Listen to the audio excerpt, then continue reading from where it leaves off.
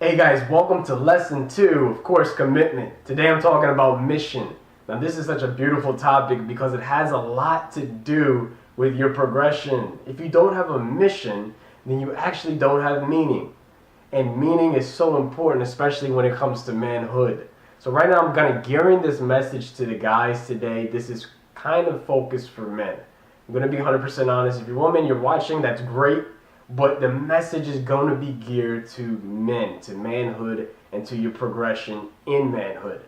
I'm going to talk about mission because without mission, there's no meaning. And a lot of the reasons when it comes to marriages, as well as committed marriages, a lot of the time the discord comes from the man. He's not giving what he should. He's not engaging the way the woman wants.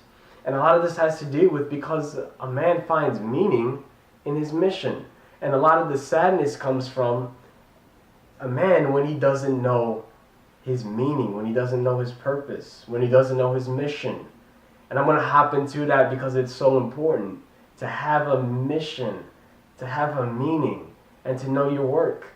You see, it's funny. I'm going to be referencing the Bible today, but when you look in the first book in Genesis, it talks about how Adam was created. The first thing that God did when he created Adam was he put him in the Garden of Eden. Now, Eden stands for presence of God. If you look back at Genesis and history, the definition of Eden actually stands for the presence of God. So the first thing Adam was in God's presence. And when he was in God's presence, he built a relationship. He knew him to be his creator. Now, after God put him in his presence, he gave him work. He said, look, Adam, go ahead and, have power and dominion over the land, the sea, the birds, the trees. And in doing that, he had work to do. He had to toil the land. He had to work the land. That was his work. That was his mission. That was his meaning.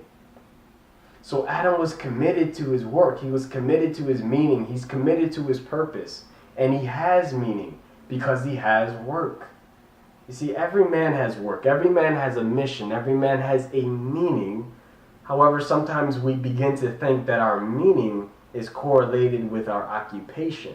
Our mission is correlated to what we're paid to do versus what we're called to do. And I want to tell you, the mission that God gives you, no man can give you. Because you can't get fired from your work that God given you to do. You cannot get fired from it. That's just what you're supposed to do. It's what you're called to do. It's what you're here to do. You can get fired from a job, but you can't get fired from your mission. You can't get fired from your purpose. And that's why I need to talk about this because that's so important. A lot of the stress that comes from a man is the fact that he's at this place and he's not getting the respect. Maybe he's not getting the dignity. Maybe he hasn't found his meaning. Maybe he hasn't found his mission or his purpose. And the sad thing is, the unfair thing is that the wife has to deal with this pain. She's the one that has to deal with him coming home feeling worried, feeling concerned, feeling hopeless. So she picks up that burden. She picks up that fear. She picks up that stress. And it weighs her down. She has to deal with this pain that's like no other pain.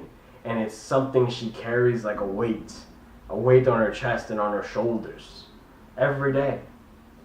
You see, but if her man knows his meaning, knows his mission, is it going to be easy? Of course not. But he's going to be more fulfilled. He's going to be more satisfied. He's going to be more engaged. He's going to be giving a lot more. He's going to be providing a lot more. He's not going to let her weigh the burden of his pain. It's not fair for her to carry that pain, to carry that burden, to carry that stress, that fear that you put on her. There's a thing called transference. Now, transference is a psychological term that they use in psychology. Transference is what a man or a woman would do in conversation. In conversation, sometimes I transfer my problems onto you. Sometimes you transfer your problems onto me. And a lot of the time when a man comes down from work, he's stressed, he's dealing with a lot on his mind, and the first thing he's going to be doing is transferring those problems onto her. That stress that he's dealt with, that pain that he's dealt with. That's why you'll see sometimes men will beat their wives. Now this is a horrible thing, but this does happen, right? And what she deals with is the pain that he deals with. She deals with the neglect that he deals with. She deals with the insecurity he deals with. She deals with the feelings of less than that he deals with. But Just like this transference is a negative thing in this aspect of the beating and the pain and the neglect and the insecurity, it can also be a transference in a good way. If a man has his meaning, he has his purpose, he has his vision, he feels good about himself, he knows who he is. So guess what? His wife's going to feel good too. She's going to know who she is. She can sense if you're living up to your fullest. She can sense if you're giving all you've been destined to give. And if you're not, she's going to wonder, why are you not? Why are you not living to your greatest capacity? Why are you not giving your fullest meaning? Pursuing your greatest mission? What's preventing you?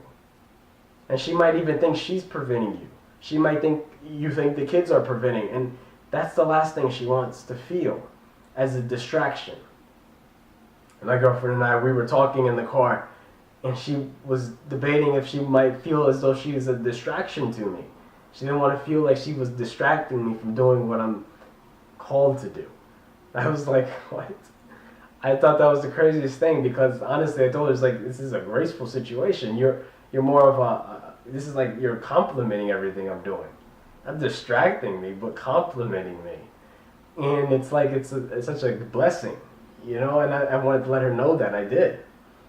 Because sometimes if you don't let her know, she'll start to think otherwise. So if you're not living up to your fullest, if you know you're able to do more as a man and you don't know your mission or your meaning, it's not only affecting you, but it's affecting her in the relationship too.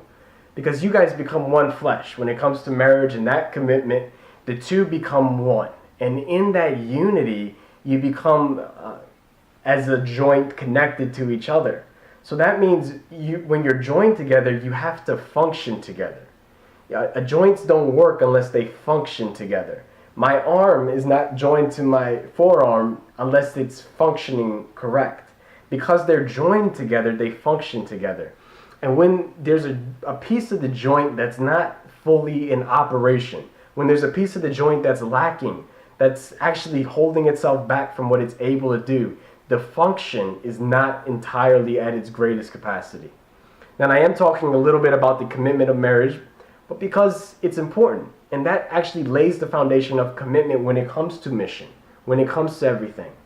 But mission comes before marriage, especially when it comes to the man and his manhood. I need to let you guys know this. He needs to have a mission because he needs to have meaning. And without his meaning, it's going to compromise the foundation of the marriage. Okay, so I'm still going to hop into some more things, especially when it comes to this sort of commitment. I'm also going to get into purpose over pay. Now, purpose over pay is very similar to going into what you're called to do versus what you're paid to do. Now, again, we are going to run into opportunities that come our way.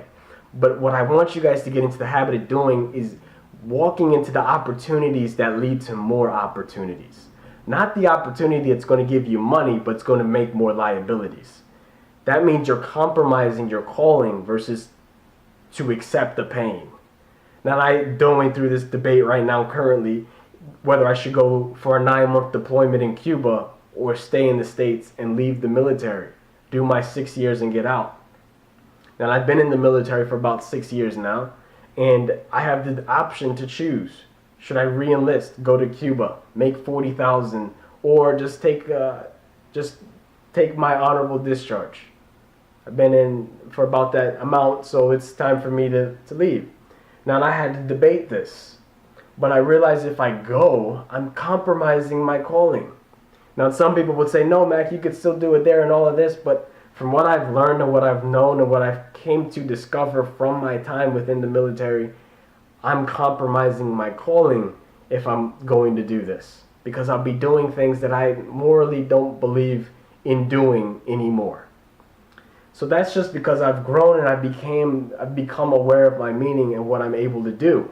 When I first joined, I didn't know what I was able to do. But within the process, I learned more about my mission. I learned more about my meaning. And because of that, I have to commit to it. I have to commit to the meaning. I have to commit to the mission. Just like Adam committed to the work that he was given. Every time I commit to the work that I've been given, I have a clearer definition of my meaning, of my purpose, and what I'm supposed to do. What you guys want to get into the habit of doing is figuring this thing out. And if you can figure it out, do it. Do it when you don't have the time. Do it when you don't have the resources. Do it with what you have, when you have, and who you have to help you. But do it and start.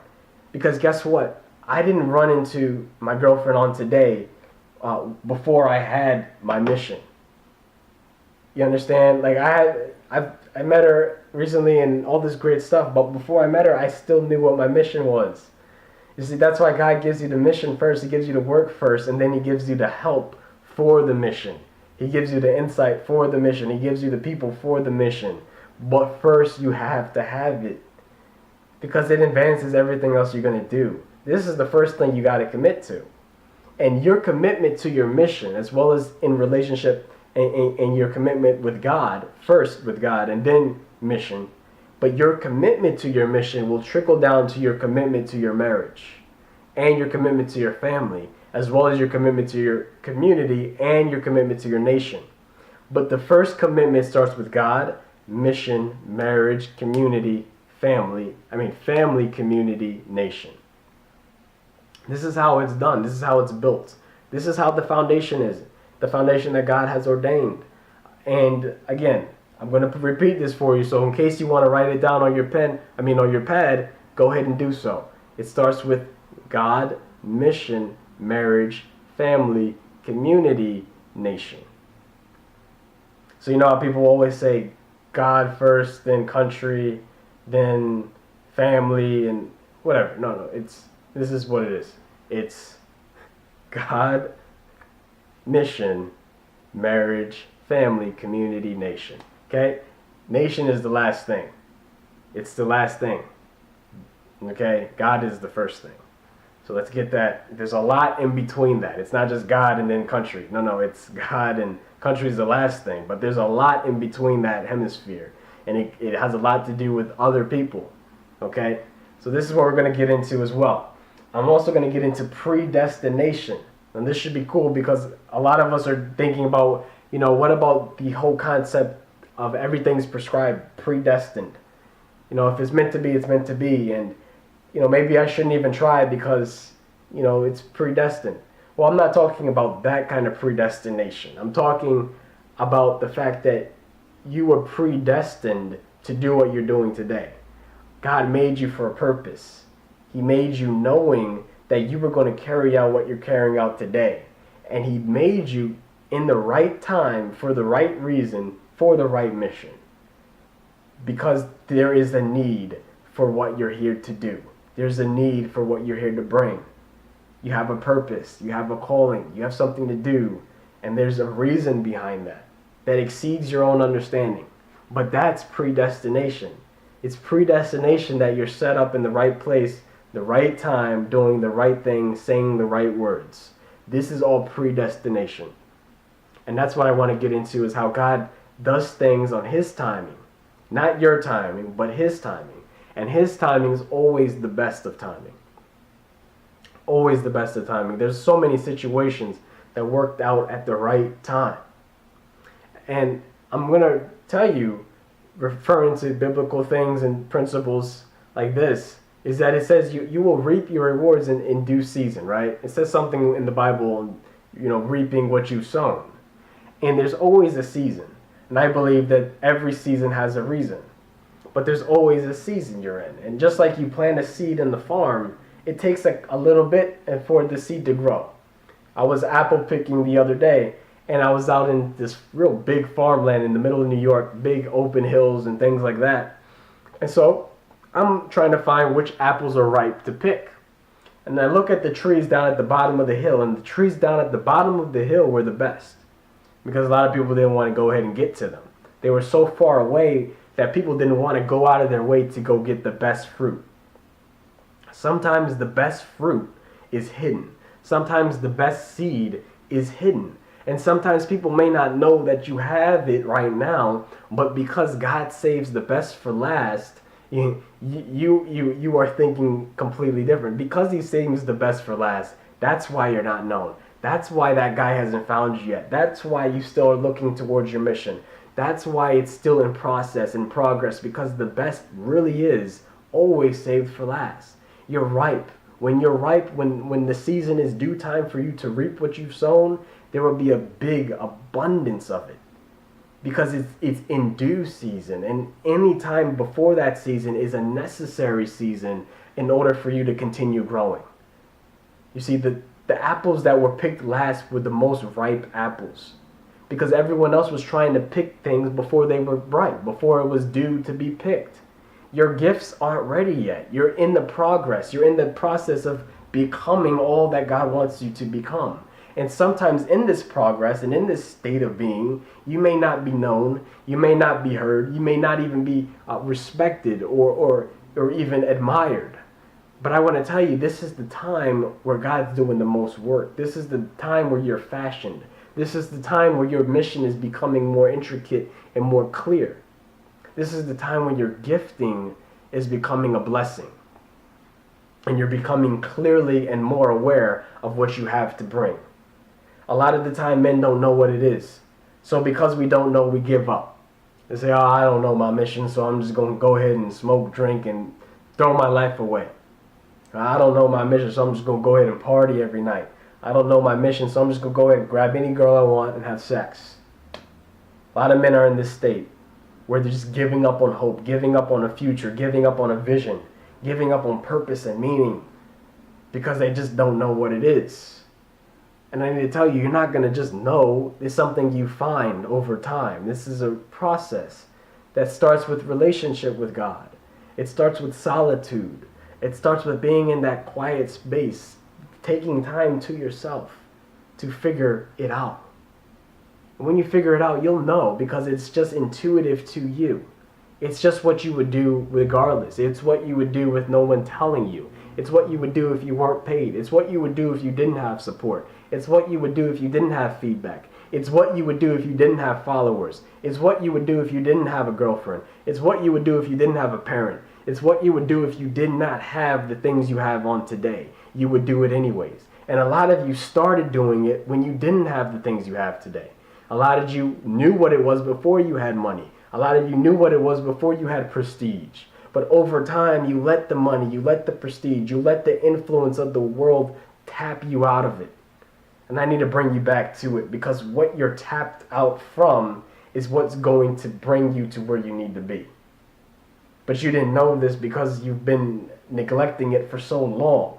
And like I say, there is a thing called the law of non-use. If you neglect it for so long and you ignore it, you might think that God doesn't have room for it. He will always make room for your gift. It says God will make room for your gift. But if you're not making space for it, why should He? He wants you to realize it. He wants you to remember that you still have it, even though you're pushing it to the side, even though you're hiding from it, even though you're telling everybody else, oh, I don't know what my mission is, so I'm just going to do other things. Look, you guys are destroying what you have basically by going out partying every night, by going out drinking every night, by going out smoking every night, by doing the things that I used to do, minus the smoking, right? Maybe a little bit. But these are the things I used to do. And in doing that, did I know my mission? No. I mean, I had an idea what I wanted to do, but I didn't know my mission. I didn't know God. I didn't know Him first. I wasn't in the presence.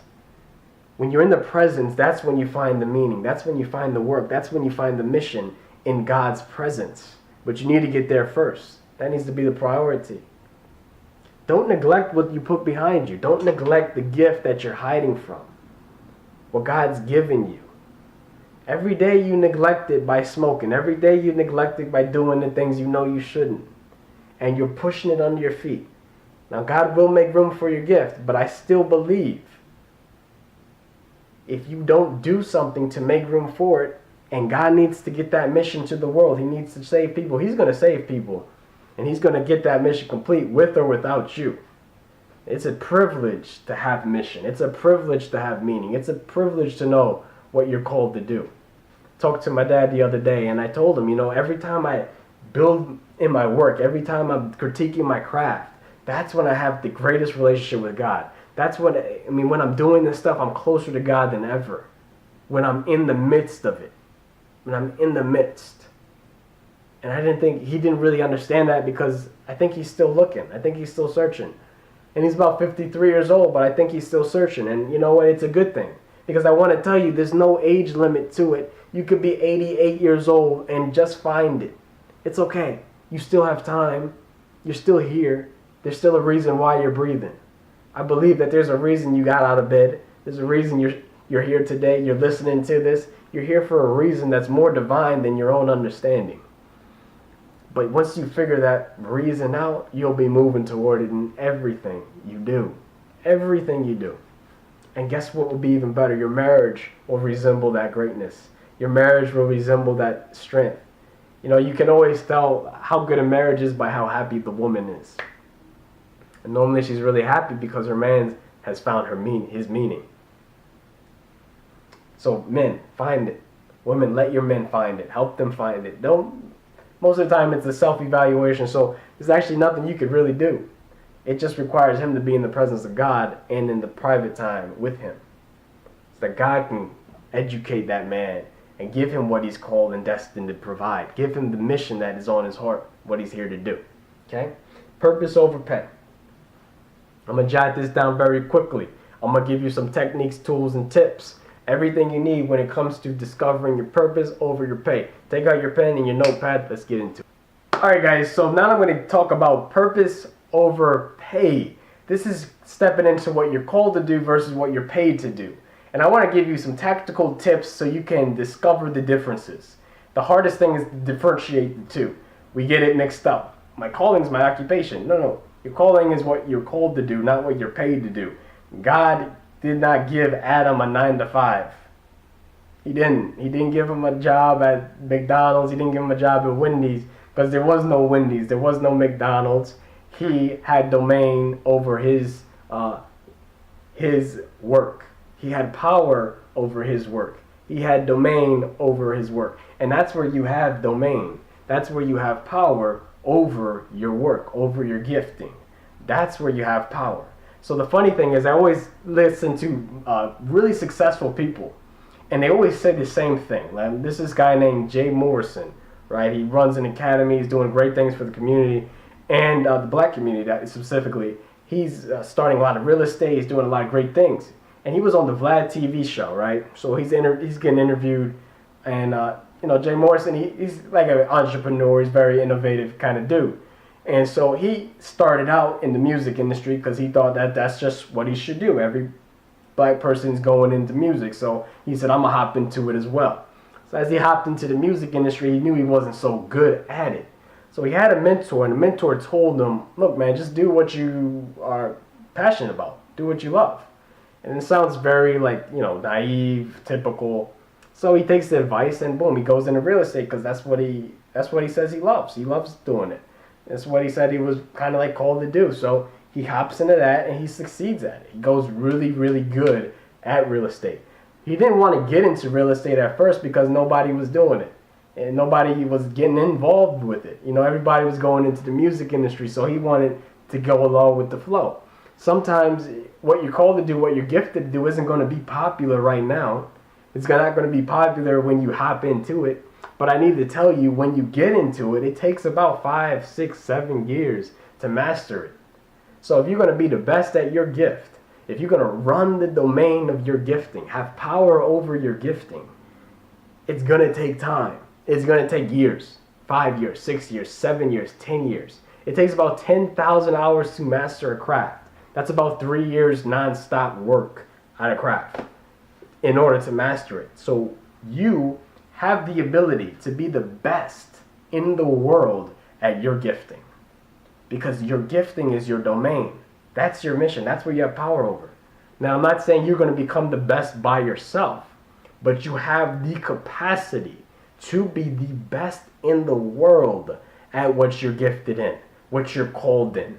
You see, I'm not the best at doing other things or certain things and this and that. Maybe, I went to college for a little bit. I couldn't sit in that classroom for 8 hours a day. It was hard.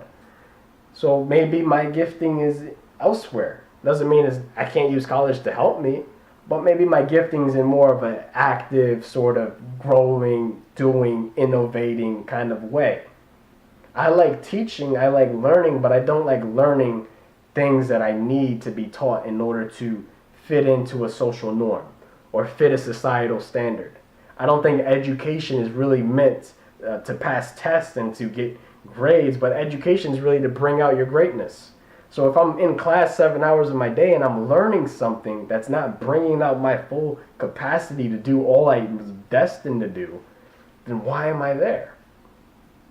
Oh, so you can get the job and the job will, no, but my mission isn't my job. My mission is my calling. My mission is what the work God has given me. That's my mission. It's not, and besides, I'm already qualified for my mission. I'm qualified to do it.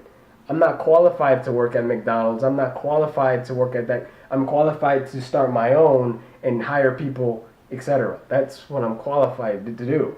You guys are forgetting you're more than qualified to operate in your mission. You're more than qualified to operate in your gifting. The funny thing is when people tell you, oh, you got to do this, you got to do that, no, God made you, He fashioned you, He formed you, He gave you the life that educated you along the way just so you could be the best at what you're called to do. Just so you could be the best at your mission and your gifting. He didn't make you so you could be mediocre at it. He made you so you could run it, so you could operate it. You could be the best at it. It's your domain. It's what you have power over. Okay? Understand this. Adam had power over his work. His work was to toil the land, take care of the birds, the sheep, the bees, and everything on the sea. You have a work too. And it's your gifting. It's what God's been giving you. You got to work on that. Because that thing is going to give you everything you're seeking.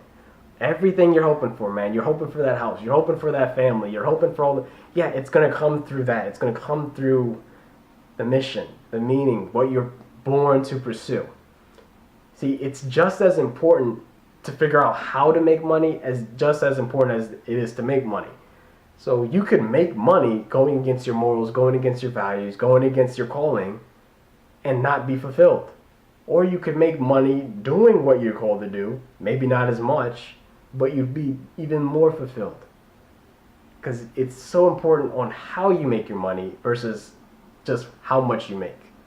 You want to get into the importance of making it in alignment to what you're called to do. That's very, very important. Very important, very necessary, guys. I don't understand this as well. So I'm going to hop into predestination. Predestination is predetermined destiny. Predetermined destiny. Who likes that kind of name? No, I don't want to think that my whole life is predetermined destiny unless the one who's destined over my life is powerful. Unless the one who has destiny over my life has good intention. Unless the one who has destiny over my life is making it so other people can have destiny over theirs too. Predetermined destination is the fact that God fashioned you before He fashioned the world. He knew that He was going to make you, create you, and form you the way you are in your mother's womb before He created the earth, before He created the heavens. He had already predestined your creation intentionally, knowing that He was going to fashion Sarah or John or Jim or Jake in the way that they're fashioned, in the form that they've been created to do what He's called them to do at the right time that He's called them to do it.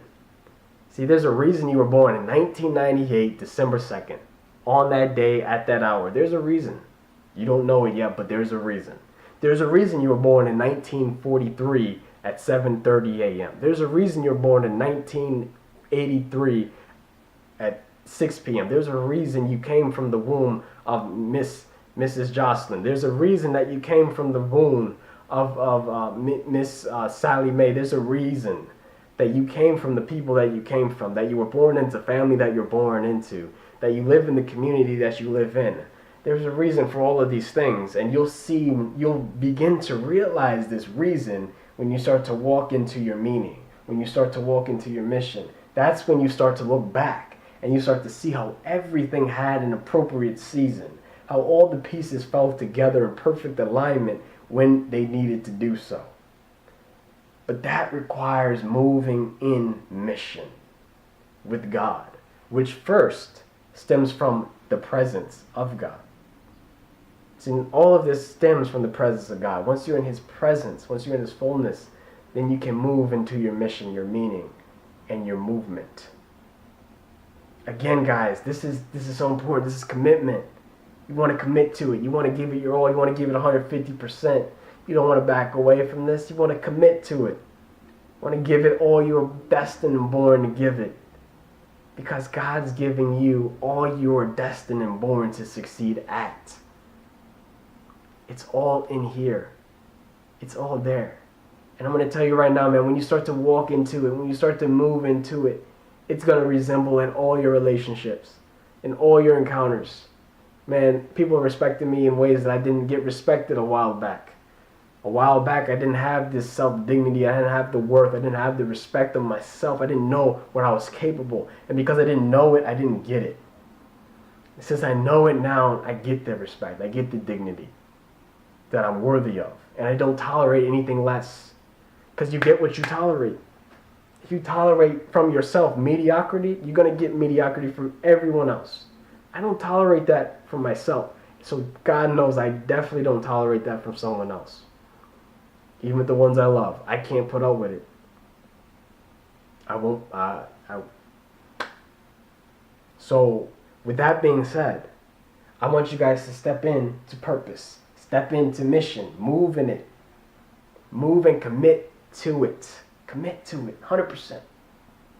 What are you holding back from? This is what you're destined for. And some of you guys still don't really know. You're just like, I kind of know what it is, but I don't want to, I'm not sure if I want to commit to it. Dude, take a chance. Take a chance. Look, one thing I learned from Pastor T.D. Jakes is, like, quick story, man. He was at the dinner table with his family. His son came back from college. Son was talking to him about some things he was passionate about. He was thinking about changing his major or something to music. Who knows? And so T.D. Jakes said, look, son, you know, if this isn't the thing, it will lead to the thing. So give it 150%. Give it 150. Go into it. Move into it with everything you have. And guess what? If it's not the right thing, it will lead to the right thing. It definitely will. It definitely will. I've seen that. I've seen my goals grow. I've seen my vision get more thicker, more precise. The mission and the meaning become more intricate, more aligned, more reasonable to what I've always wanted to do, what I'm destined, what I'm here for. And you'll figure that out when you start to move 100, 200. You gotta move. You gotta move into it precisely. This will take away the worry. This will take away the fear. You no longer have to have your sense of security go into an occupation that can fire you at any time. Your sense of security will be in God, who can provide for you at any time. The one that's created the heavens and the earth, the birds and the bees. Again, this isn't like it's easy. It's not like you just sit there and everything's going to happen. You got to work. You got to put in the work. You got to put in the effort. But guess what? You're going to be putting in work anyways, so you might as well put work in to your mission. You might as well put work into what you're destined, what you're called, what you're determined, predetermined to pursue. Now I want to give you guys just an overview. Your life has purpose. Your life has meaning. Your life has something bigger than your own mind can understand. And when you understand that fact, you'll be open to newer things. A lot of the time, we're stuck. We're stuck in that job we hate. We're stuck in that school we hate. We're stuck in this position that we hate. And we just stay in it because we don't know what else to do. And guess what? While we're in there, we're also dependent on it. So you say, Mac, I can't walk into it. I know what it is, but I can't do it because I have that job. I can't do it because I have that situation that's preventing me. Leave it. Leave that position. Leave that thing. Give your destiny. Give it 100. God said He'll make room for your gift. I believe it. But we got to trust that He will by moving into it 128%. So if you know that there's something preventing you, throw that away, push it to the side, and walk into it 100%. You hold back today, you're going to hold back tomorrow. You hold back tomorrow, you're going to hold back the next day. You hold back the next day, you're going to hold back the day after. Oh, we're great at making excuses for ourselves. We're great at saying what we can't do. We're great at saying what is illogical. It's illogical. It doesn't make sense.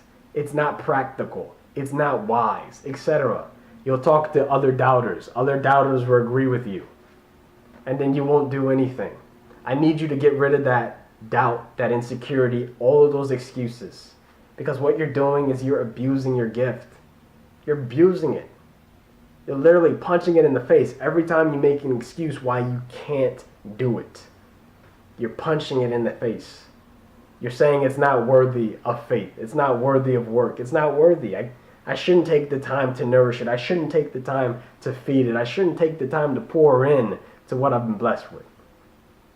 Take the time to pour into it. Take the time to feed it. Take the time to nourish and pursue. Move. Let's go, guys. We're getting into it. I'm getting into some more things as well. Stay tuned. All right, fam. So right now I'm going to be talking about practical ways to discover your purpose. Practical ways to discover your purpose. Now, I know we have purpose as a state of mind, and we want to pursue our purpose, etc. But I want to give you guys practical ways to discover purpose. And the first thing I'm going to give to you is writing it down. Writing the first thing that comes to mind. Like the first idea you had or the first concept that you've been thinking about doing. Just write it down first and then go from there, right? So for instance, I always wanted to start an artwork business, or I love photography, or making videos, or shooting baskets, whatever. Start from there. Go from there, dude. Start writing that down. Put it down on a piece of paper. Okay, so now since you got this on a piece of paper, I want you to move from that. Move from the piece of paper to action, right? So how am I going to act on that purpose? How am I going to act on artwork? Well, start taking pictures. You say, Mac, I don't have a video camera though. I don't have a Nikon. I don't have the DSLR. I don't have those things. I can't take pictures. You got an iPhone, so go ahead and run around and start snapping with your iPhone and go from there. You know how you have Instagram? Go ahead and make a little Instagram account and start posting those pictures. You got to start somewhere with whatever you have. You guys forget, but I started making videos with a broken camera that was about like 7 years old. I didn't know what to do. I didn't have an iPhone when I started. Everyone had iPhones. I had a BlackBerry. I didn't have Instagram. Didn't have Facebook. Didn't have these apps. I didn't get into apps. Once I got into apps, I started figuring out how to use apps to utilize and complement my gift. I started to use it for my benefit. I started to use it as a producer, as a marketer, not a user. You guys have been using these apps as a toy. You need to start using them as a tool. These are complements to what you already have. Things made by God, just, to advance what you already can do. You gotta start using them as a tool. Use the media as a tool to spread the gospel. Use the media as a tool to spread your images. Use the networks as a tool to advance your dream. Start looking at them as tools and not toys, and you'll be very successful with them. Now you say, Mac, I don't have the tools to go after the artwork or to do the business. Use what you have. Use what you have. A lot of you guys are saying, I don't have the time. I just don't have time to do it. I got to do the 9 to 5, 8 to 4, whatever I got to do it. And I just don't have the time. I get back at 6 o'clock, 7:30. Mac, how can you, I just don't have time. Well, look, I'm going to ask you this. Do you eat dinner when you get home? Of course I eat dinner, Mac. I got to live. Okay, perfect. You got to live, right? You got to eat to live, correct? So until you get to the mentality that in order for you to live, you want to succeed as badly as you want to breathe, then you'll be successful. So as long as you guys are moving around like, oh yeah, I'm going to push it to the side, I'll get it done, you don't want it bad enough. If you want it as badly as you want to breathe, that's when you'll succeed. When I was about 19 years old, I wanted it as badly as I wanted to breathe. I took my bed out of the room. I didn't sleep in a bed. I slept on the floor because I wanted to succeed. I didn't want to get comfortable. I didn't want my room to be a place where I could ease. I wanted it to be a place of work. And I turned it into a studio. I produced videos. I did what I had to do. I utilized the friends that wanted to work with me. I paid them money to film. I filmed with a broken camera and a microphone that didn't work. I used a little bit of money that I had to make what I could with what I had, where I had it. Period. Use what you have. Use who you have in your life. Don't hold yourself back. You guys need to be hungry enough to do what is necessary enough. Many times where I live in Baltimore, Maryland, and I'll get to my house in Baltimore and it'll be dark. It'll be midnight. It'll be nobody there. No connections, no friends, no contacts, nothing. Just a dream, a camera, and the internet access. And what I use with that, God only knows. But I utilize the tools. I build, I grow.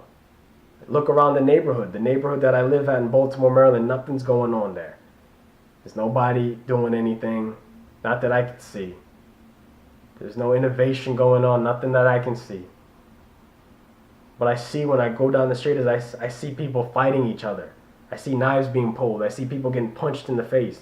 I see some things that I got to intervene in because it's what I was riding through the city and I saw a guy right outside where my mom's at, where my mom's apartment's at, and dude's right in the corner punching a dude. And I knew I was going to see it because God put on my heart that I was going to see something that night. And I had to be there at the time, so I just prayed that I'd be open and vigilant. And yes, I did see this go on. Punching the guy, punching the guy, punching the guy. And then the guy took the knife out. And I told him, I said, brother, please don't do this. I said, brother, please don't do this. And he took the knife away. He didn't stab the dude. He was about to, but he didn't. And I thank God for putting me in that situation at the right time, because it's only God's grace that that brother was not stabbed. Only God's grace that brother was not stabbed. Because it was him and a whole bunch of dudes. And he didn't look like he had any chance unless somebody had intervened. And that's all grace. So you got to understand, guys, regardless of your situation, regardless of your circumstance, regardless of what you don't have, you got to start using what you do have where you can with what you have. When you have it. You only got 30 minutes. Use that 30 minutes. You only got an hour. Use that hour. I used to do door-to-door sales. When I only had a little bit of time at home, I would use that time to make videos in the morning and in the evening. I'd use that time to utilize the gift so I didn't disintegrate it, so I didn't push it away. So one day the gift took over. And there was no more space for the door-to-door sales, but there was only space for this. There was only space for what I had to produce, what I had to give. And what that did was it opened up an opportunity. And opportunity leads to more opportunity. And I start to be more innovative, more aware of what God can do through me. Instead of seeking what men can do for me, I seek the God, what he can do through me. And then that's when the real change happens without me. Look, again, you have this ability, I have this ability, we all have this ability. We all have this ability to do it. You're destined. You're born to. It's in your nature. It's in your being. You know there's something more for you. You know there is. You can't make excuses and think you're going to get it. Don't lie to yourself. Be honest with yourself. Be honest about the things you're dealing with. Be honest about the setbacks. Be honest in your self-evaluations. But do what you're destined. Do it. You have to. The world's depending upon you to do it. You'd be surprised who's depending upon you. People you now don't even know are depending upon you to walk into what God has given you. People you don't even know that have never seen you on today but will love you on tomorrow. Depending upon you to do what you're called to do. So stop being tempted, stop being swayed, and start being direct in what you're called. I'm out, guys. I love you. Stay tuned for more.